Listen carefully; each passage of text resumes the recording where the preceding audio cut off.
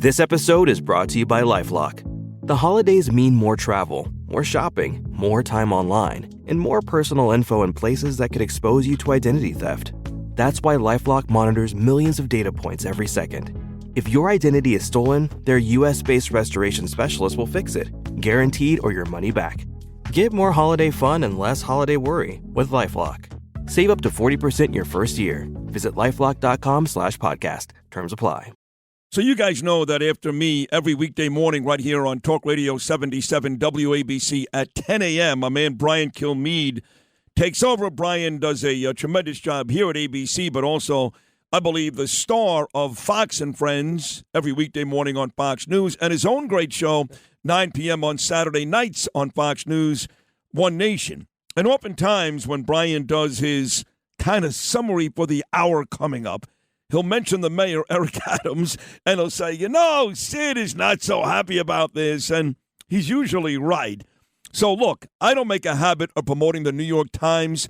As far as I'm concerned, it's less factual than Dr. Seuss, but it's still a pretty big deal. And when Dana Rubenstein writes an article, which I mentioned a bunch already this morning today, entitled, As Adams and Trump Get Cozier, Some New York Republicans Recoil, and the first two words in this column are Sid Rosenberg. I'm going to talk about it all day. So, long story short, Brian, they take a clip, Dana did, from me and Lara Trump, where I told her, I said, listen, I know your father-in-law and the mayor are getting cozy, but I know your father-in-law comes to the city a lot these days. He's got to see the dirt, the filth, the crime, the illegals. So, yes, kindred spirit, one thing, but if he wants to fix New York, certainly the mayor has not done that. And that's kind of the gist of the column. I know you tend to disagree. You like him.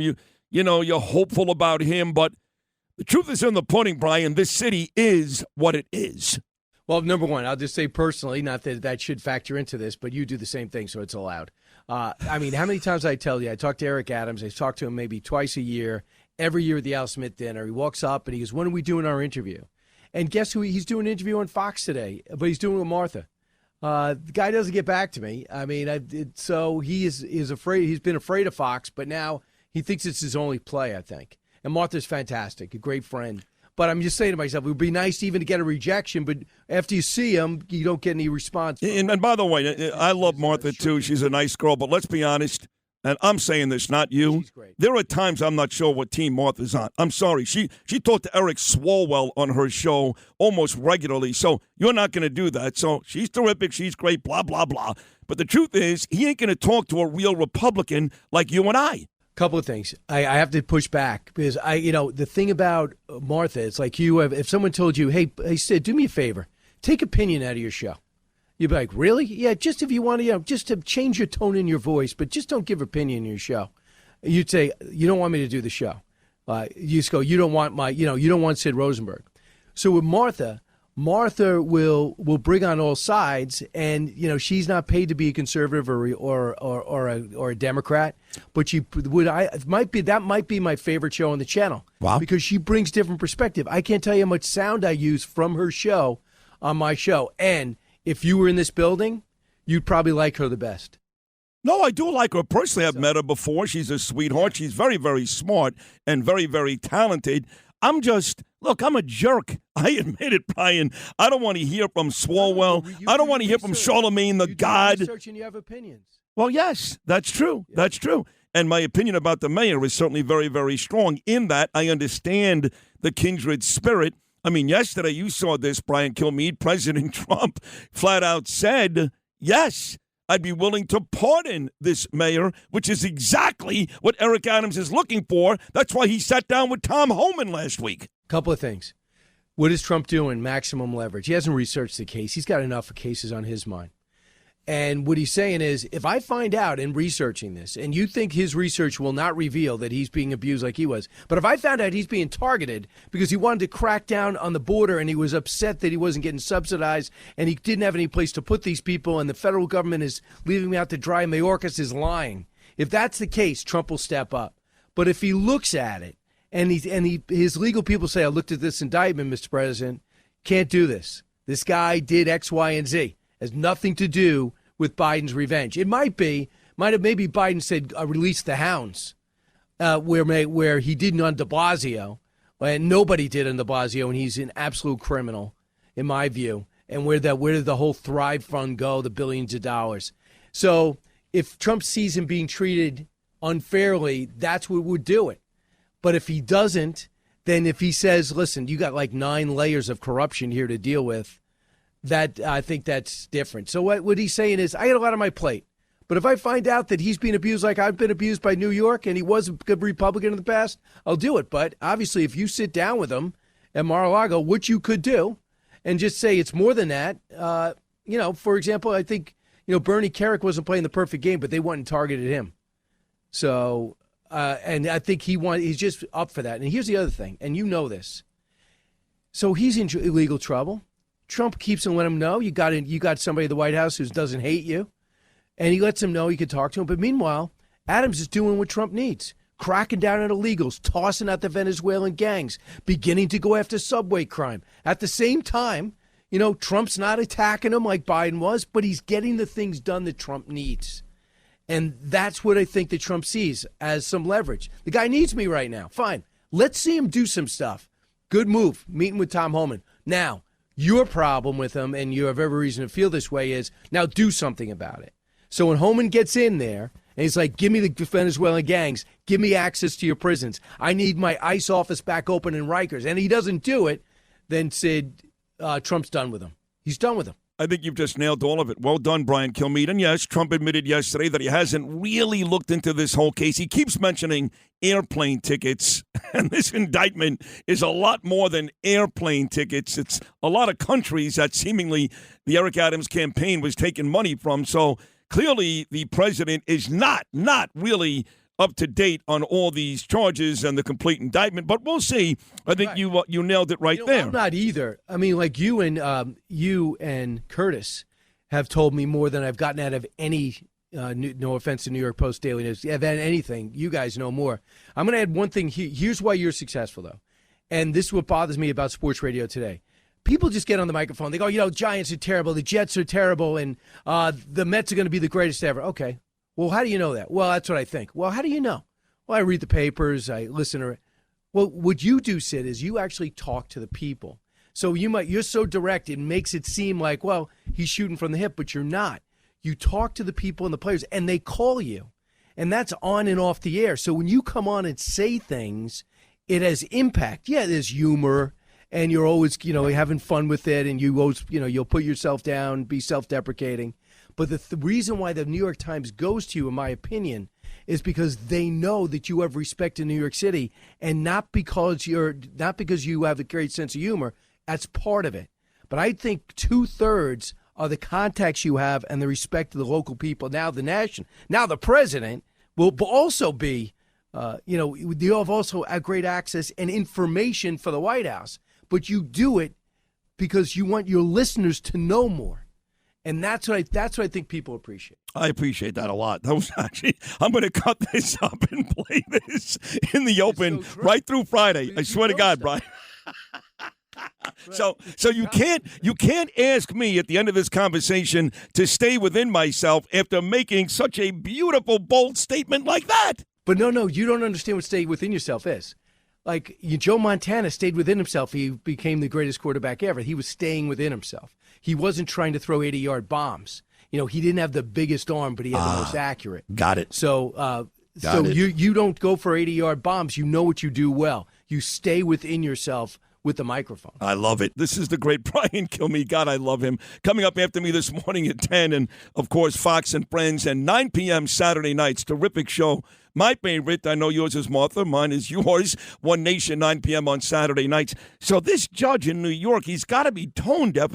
I can't believe at this point that he has not dismissed this hush money case. Again yesterday, the Trump attorneys asked for the case to be dismissed, and again, they were turned down. What is this judge thinking? I knew it when he had his photo shoot done before the trial started. That was a professional photographer that came in. This is his moment in the sun. He waited 2.5 weeks to really think about it, stare into the ocean. And he comes back and he stays in the spotlight further. And he's the one standing up. Same with Letitia James, made a statement last week. This is their moment. They feel no political backlash for it. They're going to be a hero at the cocktail parties over the weekend. Yeah, still standing up to Trump. Yeah, he's not worthy. We're going to fight this out. But, I think he looks worse by the day. I mean, listen, I'm seeing MAGA hats in New York City. I'm seeing people loving Trump. I'm seeing signs in New York City. I always see them on Long Island. These guys are going to be in a shrinking club, and he doesn't understand how small that club's getting. But it really bothers me that they could say convicted, but I understand that you can't say convicted felon until you're sentenced. You notice the sentence has been delayed. So people should watch George Stephanopoulos. Don't say convicted felon. No, don't say rapist. He actually, with Nancy Mace, said the word rapist. He should have that show taken away. I memean, he is so angry at Trump. He is impossible to be fair to to Trump. He can't do it. So just take the show away. Yep. He can't. Martha Raddatz and Jonathan Karl, actually, even though they're anti-Trump, they can do a fair job. I watch every Sunday. I watch all those shows, like I used to watch sports. And he is just so angry. He's incensed. He can't be dispassionate. I don't know why they give him. Number one, he's never on it. Number two, when he gets on, he just wings his chair around, sits there, and says, "Trump did this." I mean, how could you support him? No. January 6th. Yeah. January 6th, every day. All three of them, you got him, you got Margaret Brennan on CBS. She's brutal. You have Kristen Welker on NBC. She's brutal. The only Sunday show worth watching, in my opinion, besides Shannon, of course, the best one is Maria Bartiromo, Sunday Morning Futures. That is the best really Sunday. It's a great show. Last one. This city really is grotesque. I love Long Island. I know you live out there, Brian. Yesterday I was excited to talk to Bruce Blakeman, this new partnership between WABC, Nassau County, and the New York Post. Tonight I'll be in Suffolk County. I'm very honored, going to receive a Lifetime Achievement Award from the Suffolk County PBA at their annual holiday party. So I love Long Island. The city is gross. You got these pro-Hamas, pro-murder people walking up and down the streets at every opportunity. And now you get this punk kid who murders somebody and seemingly is being applauded. They say they're not, but they kind of are, by people like AOC and Bernie Sanders.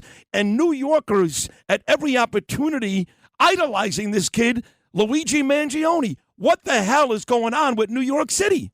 I'm so glad you took that stance. I'm sickened by Trump brought it up yesterday, too. Guys, snap out of it. Don't start saying this is a bigger story about health care. It is not. It is about a guy that lost his mind. You see what happened. He just was spiraling down, wasn't talking to friends, and used his brains, and he's got considerable brains, and his affluence, and his great education to make a ghost gun. Find out where this guy would be, Brian Thompson, and literally execute him in cold blood. And I saw Michael Smerconish had a great point over the weekend. He said, I go by this exact spot in the New York Hilton where I was at an event. John Catsimatidis asked me to come down and help out. And I was there for a couple of days later. There's not a flower there. There's not a word there. I mean, there's nothing even marked off. Oh. As if the city's like, just one murder of a CEO. Guys, this is really twisted. And now they're doing 2 documentaries on him, one by Michael Moore. And he says basically this guy had it coming to him because he's an executive, a healthcare executive. Awful. Well, listen, on a lighter note. We need to hear from his kids, Sid. Yeah. We need his kids to call a press conference and express the outrage that should be. You're right, Brian Thompson.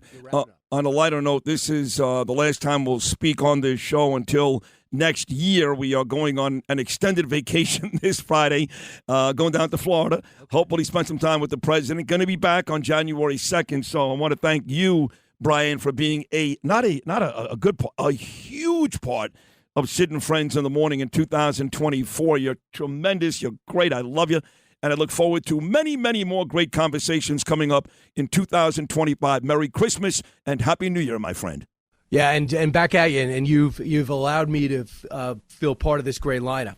Easily could say, Brian's at 1211, he's not at WABC, but you go out of your way to make it a seamless transition because New York wants someone in New York. And you've allowed me people to fully understand I am in New York, living on Long Island. Yep. And I was able to get that through because we have this interaction once a week. So I appreciate it. God bless you, buddy. Happy holidays. We'll talk to you next year. Right.